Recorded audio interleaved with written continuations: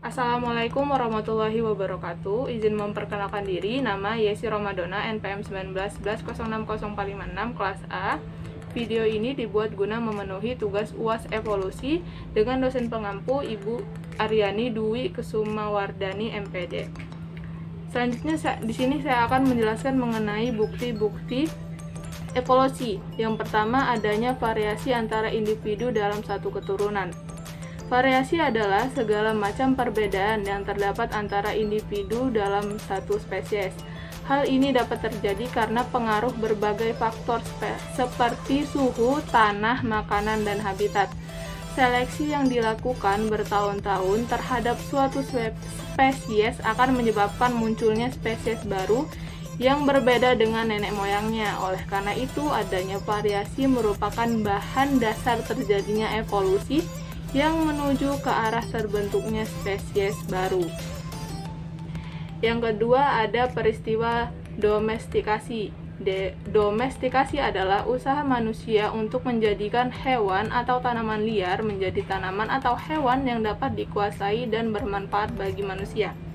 Makhluk hidup yang berasal dari satu spesies yang hidup pada satu tempat, setelah mengalami penyebaran ke tempat lain, sifatnya dapat berubah.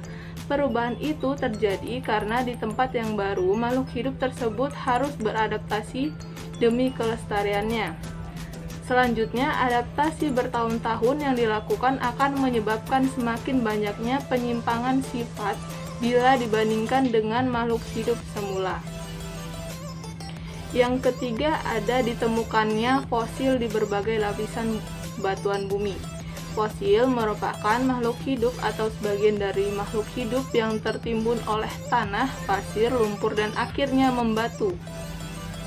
Dengan membandingkan fosil-fosil yang telah ditemukan dalam lapisan batuan bumi dari yang tua sampai yang muda, dapat disimpulkan bahwa keadaan lingkungan di masa lampau berbeda dengan sekarang. Perubahan lingkungan tersebut terjadi secara bertahap dan diikuti dengan penyesuaian diri organisme yang ada di dalamnya.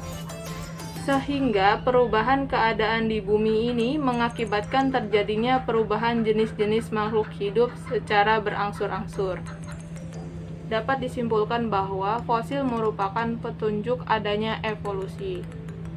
Yang keempat, adanya homologi organ pada berbagai jenis makhluk hidup.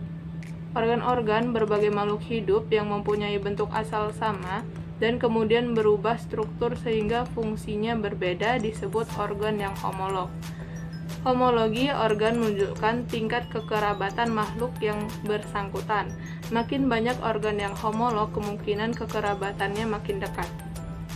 Yang artinya nenek moyangnya mungkin sama. Contohnya, tangan manusia berfungsi untuk memegang adalah homolog dengan sirip depan paus yang digunakan untuk berenang, atau sayap kelelawar yang berguna untuk terbang homolog dengan tungkai depan kucing yang berguna untuk berjalan. Yang kelima, ada studi perbandingan embriologi. Semua anggota vertebrata dalam perkembangan embrionya menunjukkan adanya persamaan. Persamaan perkembangan embrio dimulai dari tahapan yaitu peleburan sperma dengan ovum, zigot, pembelahan atau cleavage, morula, blastula, gastrula, tahap awal perkembangan embrio.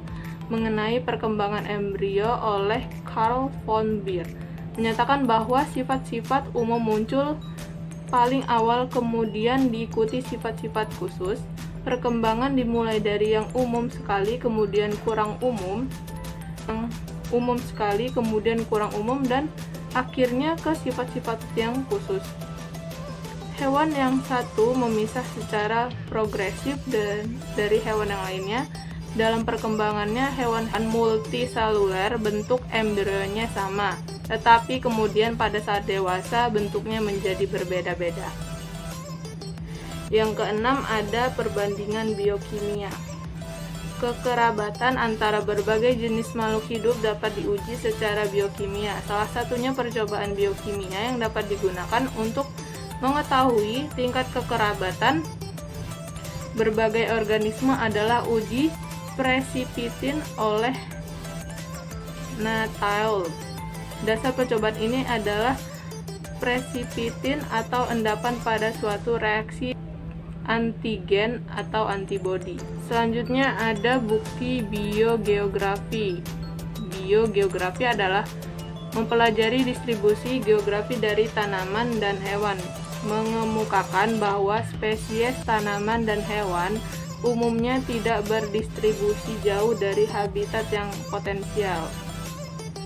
Kesimpulan mendasar dari studi biogeografis memperlihatkan bahwa suatu spesies baru muncul pada satu tempat dan kemudian menyebar menuju keluar dari titik atau tempat asal. Baik, itu saja yang dapat saya sampaikan.